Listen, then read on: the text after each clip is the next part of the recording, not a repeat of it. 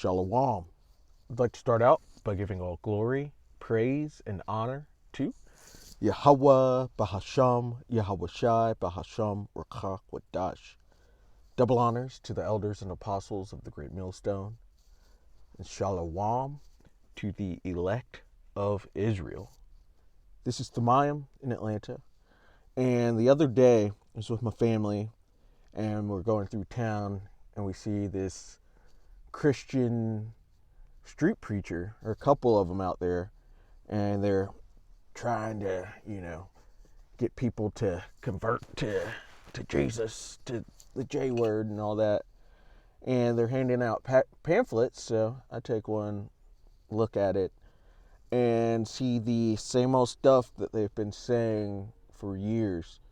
And they put no consideration into the fact that this book has been locked, it's been sealed, and the true understanding of it was not out 100 years ago. It wasn't out when the Renaissance first took place, and it's been truly open since the Israelites have been standing on their feet.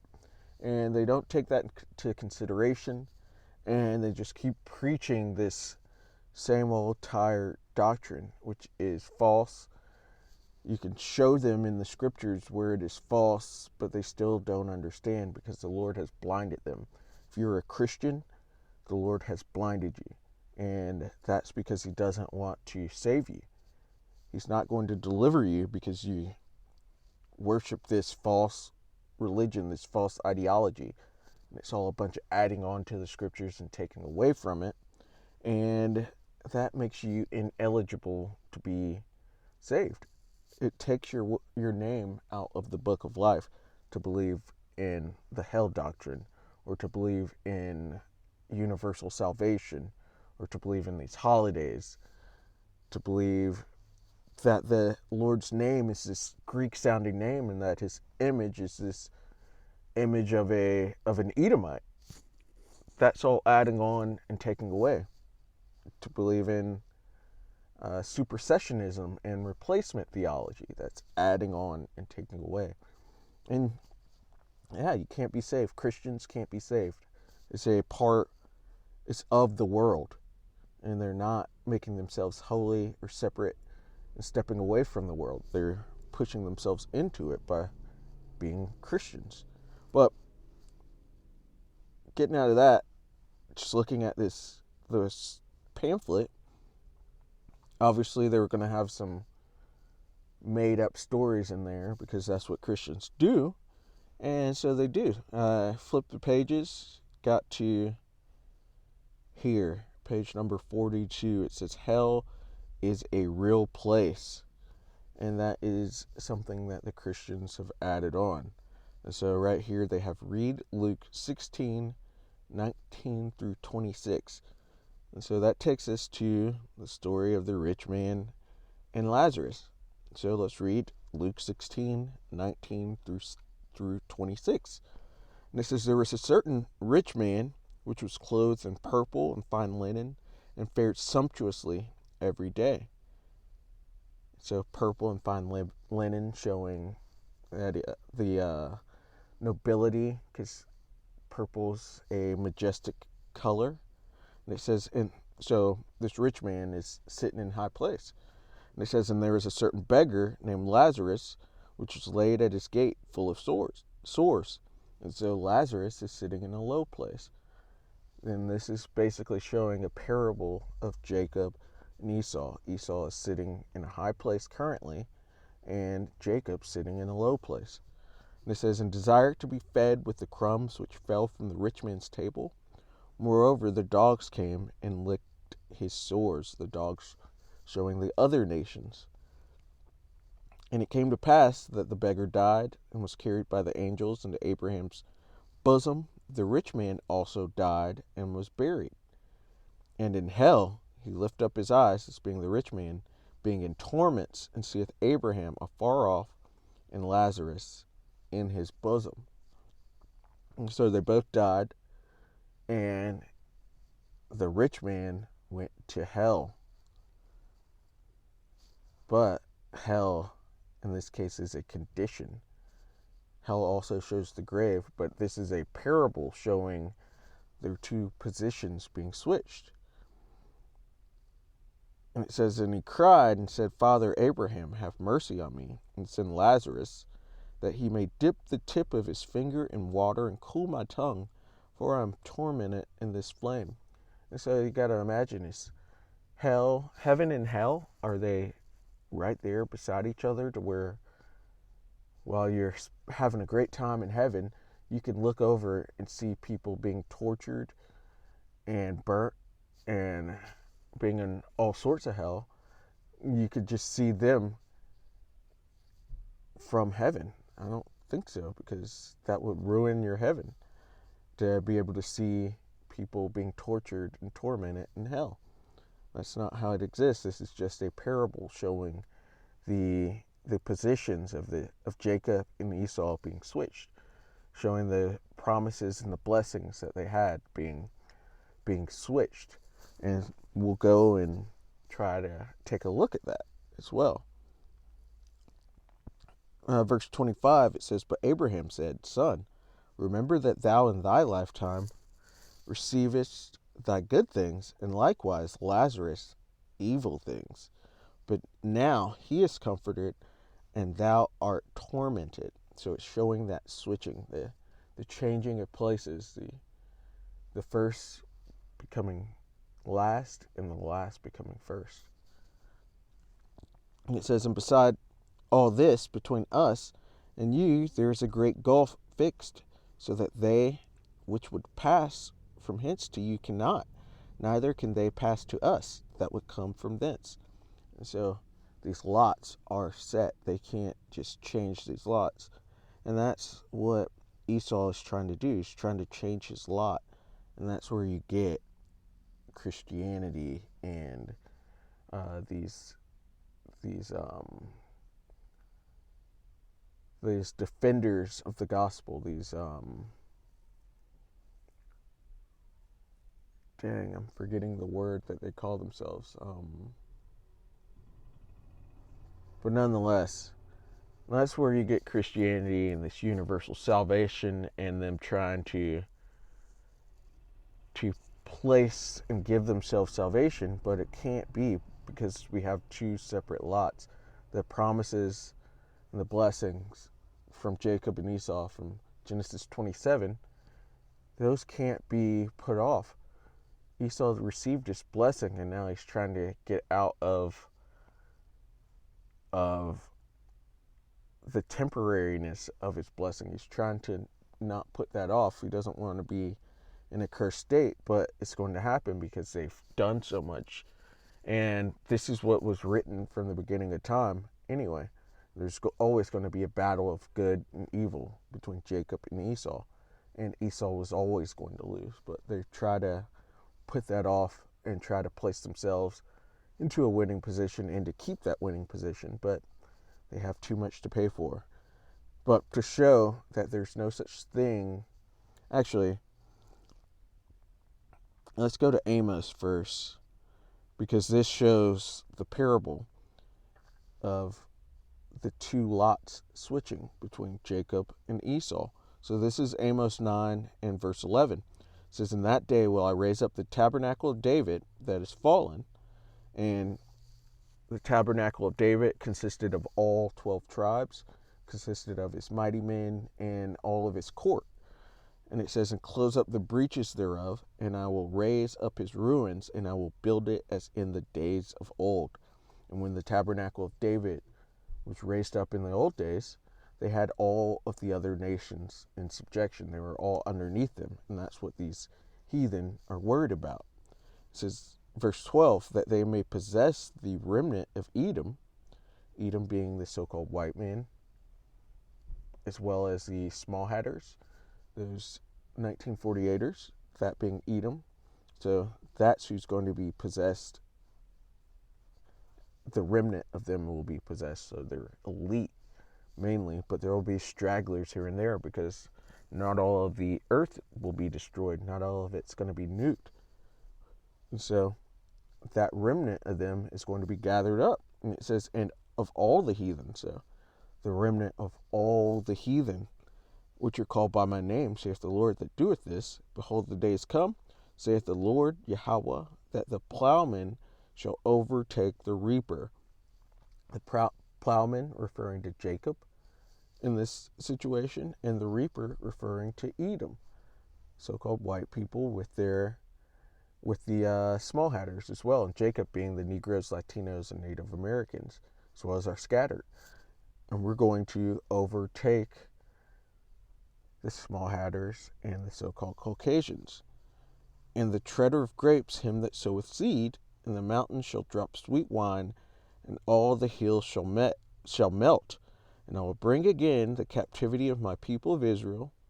So he's going to take us out of this bondage that we've been in and from under these curses. And they shall build the waste cities and inhabit them, and they shall plant vineyards and drink the wine thereof. They shall also make gardens and eat the fruit of them.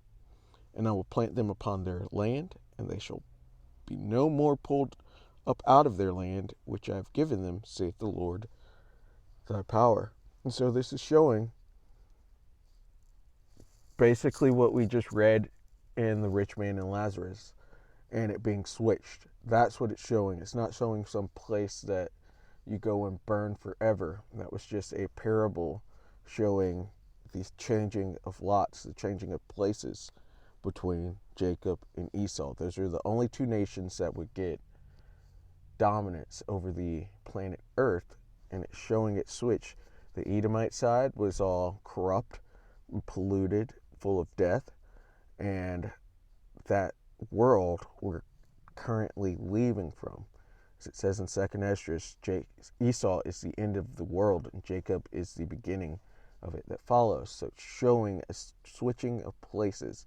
It's not showing a literal idea of some place where you go and burn forever. That is Greek mythology. So it's showing this being switched. You can also see this in Lamentations 4, I believe 21, 22. But this idea that the Christians have is just complete, totally bugged out. It's just Greek mythology that they've mixed into the scriptures.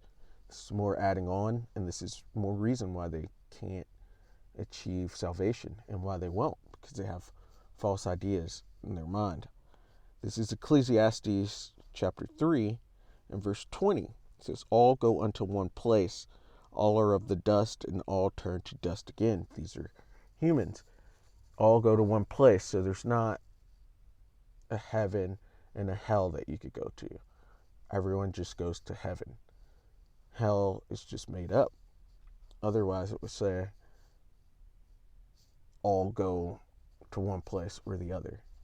No, it just says one place. There's not some other spot you go. You go back to the spiritual world. In the scriptures, it refers to it as sleeping. So they're just going to sleep with their fathers. And in Job, it talks about how all the kings and the princes and some of them being wicked are all up there in the same place, all at peace. Hell is made up. Verse 21, it says, who knoweth the spirit of man that goeth upward to the spiritual realm? And it says, and the spirit of the beast that goeth downward to the earth. And if I'm not mistaken, they've always said that hell is underground. It's underneath, but it's letting you know that that's where the animals go. It's all about, there's no such thing as hell. There's what's called reincarnation or regeneration. Your soul goes up to the Father, you get your judgment there, and then you come back down to the earth to play out your judgment on the earth in life. And so this is Ecclesiastes 3 and 16. And it says, and moreover, I saw under the sun the place of judgment. Under the sun, the place of judgment under the sun is the earth. That wickedness was there, and the place of righteousness, that iniquity was there, sin upon sin. So that's all here on the earth being played out on this polluted earth that is under the control or in the hands of the Edomites currently. And that's why everything is so wicked and in gross darkness and total confusion. It's because this is the Edomites' heaven, you could say. This is their time of rulership, but it's all coming to an end. And so back to this booklet, it says hell is a real place. I think we did enough to show that hell is not a real place. And then moving on, it says make sure you are trusting in Yahushua Mashiach. Obviously, they have that J and that C word. It says he will put your name in his book of life. And then they have Revelation 20 and 15 here. So let's take a look at that. And anyone not found written in the book of life was cast into the lake of fire. So let's get Revelation 20 and 15.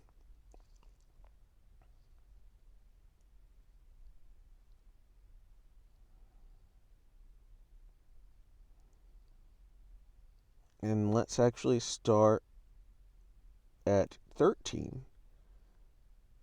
So Revelation 20 and 13. And the sea gave up the dead which were in it, and death and hell delivered up the dead which were in them. And they were judged every man according to their works. And death and hell were cast into the lake of fire. This is the second death. The second death coming of fire. The first death was a flood, and that reset the Earth's population, and this second death is coming through fire, mostly through the nuclear weapons and through the chariots, which will be delivering fire as well. And it says, and whosoever was not found written in the book of life was cast into the lake of fire. And so let's take a look at that. This is what they had written down, trying to show that hell is a real place, because that's what was on the front of their booklet. Hell is a real place. You see right there. And they're saying that this is showing a real place, and it is showing a real place, but it's not some place underground where you go to burn forever. This is America being set on fire through nuclear destruction, and as well from the chariots. And I wish they would read just one line up to 14 to try to have that understanding, but they're Christians, so they're not going to read. And it says, and death and hell were cast into the lake of fire, because when the Lord comes back, he's going to change us with the second covenant, change the hopeful elect, or change his elect into immortals. He's going to put the law, statutes, and commandments within his hopeful elect, and that will bring on immortality, because keeping the laws is life and going away from is death. And so the Israelites will only have the instincts to keep the law, so they'll be putting off death. So let's get it right here in 1 Corinthians 15 and 51. It says, behold, I show you a mystery. We shall not all sleep, but we shall all be changed. In a moment, in the twinkling of an eye, at the last trump, for the trumpet shall sound, and the dead shall be raised incorruptible, and we shall be changed. For this corruptible must put on incorruption, and this mortal must put on immortality. And so there's a big changing from, and this brings on new bodies, new incorruptible bodies. This brings on immortality and no more death for the Israelites. This is that big changing. This is death being cast into the lake of fire. It says, so when this corruptible shall have put on incorruption, and this mortal shall have put on immortality, then shall be brought to pass the saying that is written, death is swallowed up in victory. So back in Revelation 20, this is that death being swallowed up. It says, O death, where's thy sting? O grave, where's thy victory? The sting of death is sin, and the strength of sin is the law. And so the law, statutes, and commandments will be put into the Lord's elect, and they won't be sinning anymore. And if they're not sinning anymore, they won't be dying anymore. And so, going back to, Revelation 20, and death and hell were cast into the lake of fire. That is showing the death being cast down, that change, putting off the mortal clothing, which is spoken of right here in 2nd Esdras 2 and verse, we're going to start at 44. So I asked the angel and said, Sir, what are these? This is speaking of the elect. And he said, he answered and said unto me, These be they, the elect, that have put off the mortal clothing and put on the immortal.